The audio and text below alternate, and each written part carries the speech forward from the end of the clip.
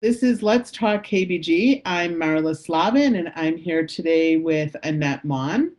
And I'm going to give you a little bit of background, I think, on the KBG Foundation, how it started, and a little bit of background about us. So my son Jordan is 20 years old, and he was diagnosed in October of 2014 when he was 13 years old. And Annette's son Glenn, that we know as Bug, was diagnosed in June of 2015 when he was 12. I met Annette in June of 2015. So let me introduce Annette. Let her give you the background on how we started this. We have built a fabulous friendship. So Annette, please talk to us about how you started the KBG Foundation first. You know, in preparation for doing this, we looked back, it wasn't just me, we looked back at how we met.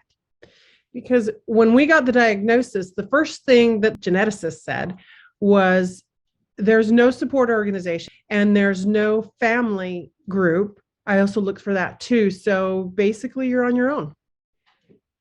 And Glenn looked at me and we were sitting in the car on speakerphone with the geneticist after 9 years of searching for an answer. And Glenn turned to me and said, "So you'll create something." And that was June 19th, 2015. And on June 20th, I started the KBG Foundation Facebook page and bought the URL. In that process, as soon as I posted that we had a diagnosis, all of my epilepsy friends in Utah started reaching out to me and asking, does this explain his epilepsy? Does this explain this? Does this explain that? And literally there was just that list of this is how KBG presents, and none of it matched Bug. None of it. It was like, okay, but he didn't present like that. So no, it doesn't answer it. And then a friend who had created an organization for his son's rare disease told me, as soon as you start this, be prepared to find a lot of people. You'll just find people that will come out of the woodwork that you didn't even know existed, and they will all share something. And it will be wonderful, and it'll be a lot of work. And if you can't handle it, don't start it, basically. And I thought, oh, I can handle it. Piece of pie. Yeah, I can't. But I didn't even have my feet underneath me with the diagnosis when Marla reached out to me. Literally, we were diagnosed June 19th. Marla emailed me July 2nd. And I'm going to actually read this email that I got from the first KBG family I had ever met. Well, I not even met, the first known. I didn't know any of the other 60 families, or 61 or 63, because Bug was supposed to be number 61, but there's at least 6 people that I know of that were also told that they were number 61. So us included. Yeah, we were like, well, no, Marla, Jordan was in October 2014. He's 61, Bug 62. And then a few other people, no, that makes Bug 64. All in the 60s. Regardless. So I get this email July 2nd. So if this wasn't a prophecy being fulfilled by my friend, I don't know what is. Marla said, "Hi, Annette. As you know, I received your email from Peter Lorenzen, and I think that he received my email from Karen Park. I have touched base with 2 other families in the United States. One is in Ohio and the other is in New York. The family in Ohio has a 2-year-old and the family in New York has a 12-year-old. I just found your Facebook page and commented under Grant Maxwell, my other son. I would very much like to be involved in the foundation if there's anything that I can do. Not only my son has this diagnosis, but my husband has a similar deletion of ANKRD11. That was one of the ways that they confirmed Jordan's diagnosis. I feel that Jordan can almost be the poster child for KBG. It was very scary reading once I scanned the internet for KBG. I felt that as I read all the characteristics, I was reading the laundry list at every doctor's appointment. I was afraid every time that I noticed something, it would be just one more specialist in the long line of more things to worry about. The fact that everything seems to come one by one, I never knew what would be next or if there was more to be looking for. Now that we have the diagnosis, I am in a much better place with it. At least it has a name, and I know that we are not alone. Not a lot of company, but not a lot alone. We definitely need to get the word out there to physicians so that KBG syndrome doesn't continue to get overlooked when a child presents with characteristics. The medical professionals look only at the obvious, and it certainly didn't fare well for us. We did 2 different rounds of genetic testing before we got to the right geneticist who tried another type of testing. I'm hoping that we can find more families in our shoes and build a strong foundation. I look forward to hearing from you. So for me to get that email was not just validating, but also invigorating, right? As soon as I got that email, I remember going back through all the paperwork that I had started for the foundation and put off a little bit because we were moving, 1,300 miles. Coincidentally, to Chicago, where I am from. Chicago, where you're from. Yeah. And I got it all back out and I started doing more and more and more and more. I started getting everything I knew that a nonprofit needs in order to be successful. Because I thought if you don't build the foundation for the foundation, by the time you get to 500 families, which we're surpassed now, you're going to be playing catch up. So I started doing more documentation, found more people, then get out to Chicago, and we set up a meeting, right? And I think we found that it was July 13th. Yep.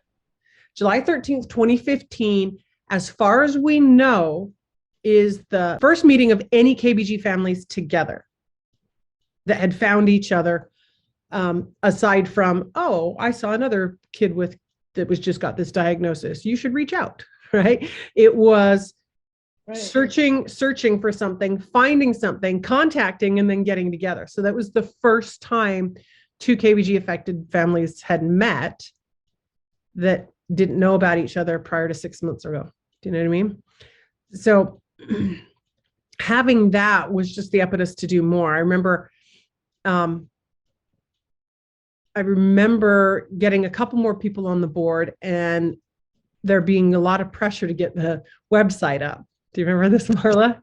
Yes. And it was so much pressure to get the website up, and I would send it back and Marla would read it, and then she'd be like, hey, you need to edit this. And then we'd have these marathon conversations of, I did not know that.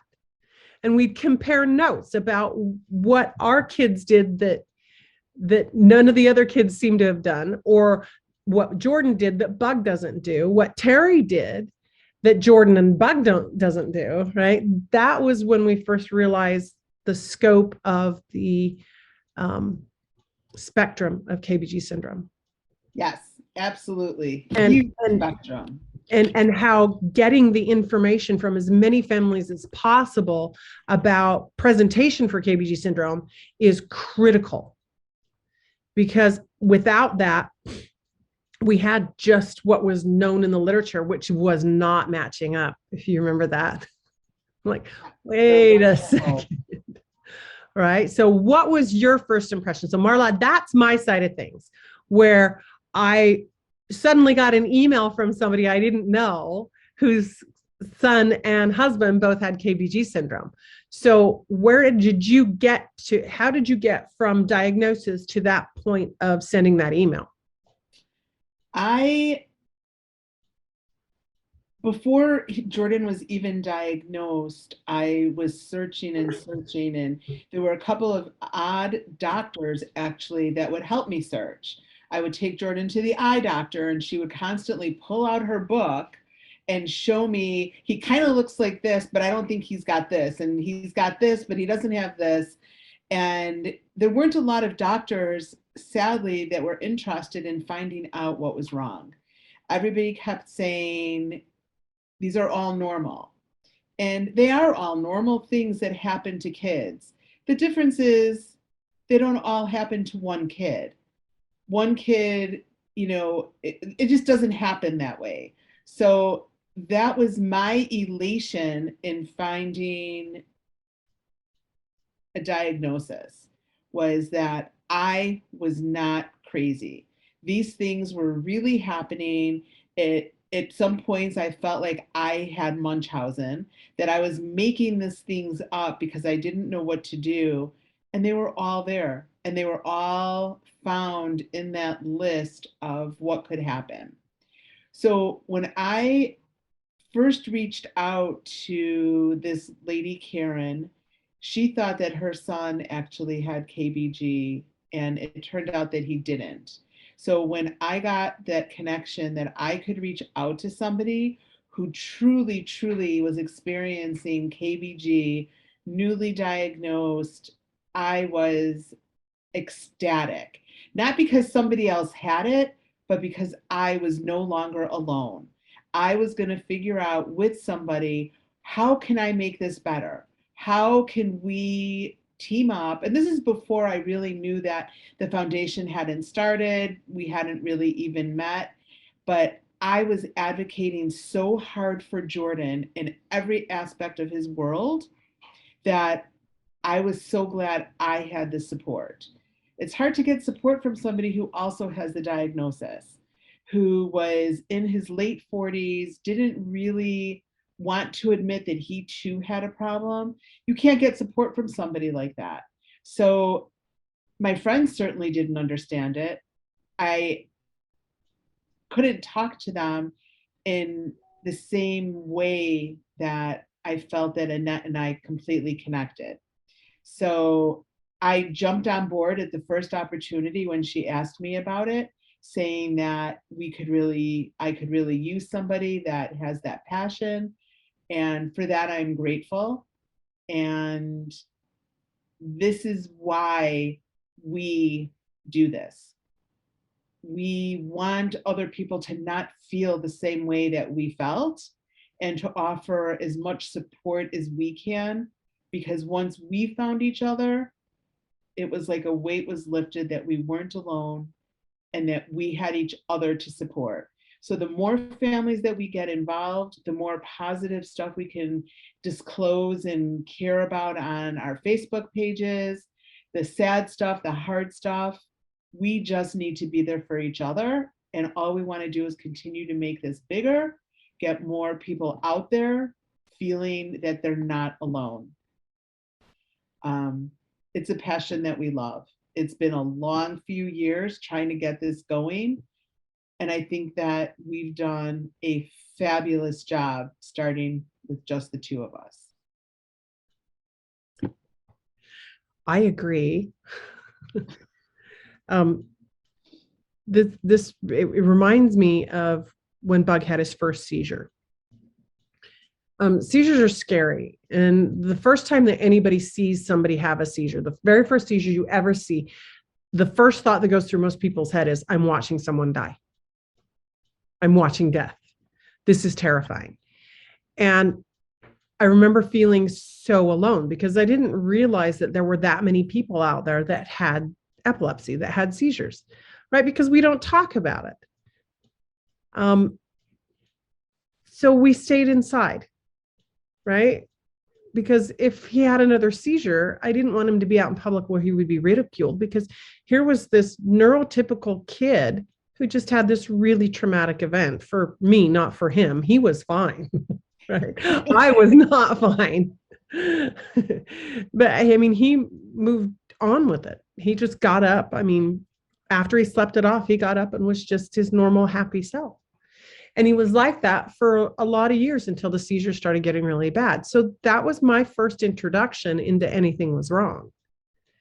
And the self-isolation that I put myself in was, it was spirit built. It was spirit destroying, actually. Oh, very detrimental. Yeah. You just sort of go, nobody understands. Nobody understands. I could be watching my kid dying, and I get nothing from the doctors. Because with every little symptom that cropped up, with every little problem that he had, it was never a big problem, except for the seizures, right? It was always just a little thing. Like you said earlier, this test would come back normal or within tolerance, right? It was not an unexpected result. It was low here and high there. And when you combine them, you come up with a better picture. Right. But nobody combines anything. You just look at the symptom. You look at that symptom, Yeah. And that's the biggest problem with KBG syndrome is that you get one symptom and we treat just that symptom and we don't worry about anything else until it crops back up. Well, Right. and It's amazing to me that there are so many families out there that cannot get baseline testing once they get the KBG diagnosis. That is the thing that I want the most of. I want you to get an EEG. If it's normal, great. Get one every 10 years if you don't have any problems. I want to get, a gastric emptying because we know a lot of kids have gastrointestinal issues. So do a GI workup. If it's all normal, great. Don't have any problems or don't do anything about it until a problem arises. But getting those baselines can tell you if it's getting worse. The baselines that we had showed that he was getting worse, but nobody did anything about it. And that was the mistake I think I made because he was already 13 and we didn't have a lot of baselines. So by the time I went and did the baselines, a lot of the problems had already happened. But we did do the same thing. We did go get an EEG. We did get I can't think of what the heart one was. I can't think of what the name. It's the echocardiogram. Echocardiogram. But those were the only two things that we hadn't touched. It seemed like we had touched at some point all of the other bodily things going through that unknown. I have no idea what it is, but you didn't go to somebody until you already had it. Yeah. So they don't know. I don't know when it got worse, but now that he's 20, we don't have the same roller coaster. And I think that's because he's already got so many things and that we've just learned to live with them. So nothing is as bad as it was when he was younger. They're still all there, but they're now part of our world. And I don't have the same fears. And I don't really want to get into the fears I do have at this point. They will come. But for the most part, I do think, and I agree wholeheartely, to push as hard as you can to get those baselines. And a little lie here and there to get those baselines will be okay. And being honest and going to these appointments with what you know, not just verbally what you know. We have the ability and the papers for you to bring to doctors telling them about KBG. And those are really important. Our infographics are priceless in explaining to somebody what you are going through. And they'll do their own looking and they'll come up with the same stuff, but you look so much smarter handing them and stronger and an advocate that you know things will be okay and that you need their help. That's how I feel. I don't know if you look at it the same way, but that's how I feel about it. I wish that stuff was there. Yeah. When I think about getting an earlier diagnosis, it does make me sad. But it really wouldn't have changed anything for Bug because it didn't really change a lot for Bug. It didn't change a lot for Jordan. But what it did do is validate. Yes. Right. It was that validation of, aha, ha, ha, I told you there was something comprehensive going on there. Right. We still don't know that all of Bug's problems could be solved by a treatment for KBG syndrome. We don't know that because he has other diagnoses, but so do a lot of other people. But what we can do is say what is caused by KBG syndrome is being addressed. Yes. And then we can look at everything else. So that's why knowing that there's a treatment out there. I mean, I literally will wake up at night just shaking in anger because I know that there's a treatment out there and I can't get it. Not yet. We're going to work on it. I know. We're working on it. And anytime he has a bad day, or anytime I read one of our families has a really bad day, if somebody ends up in the hospital, I literally curl up in a little ball and cry for a little bit.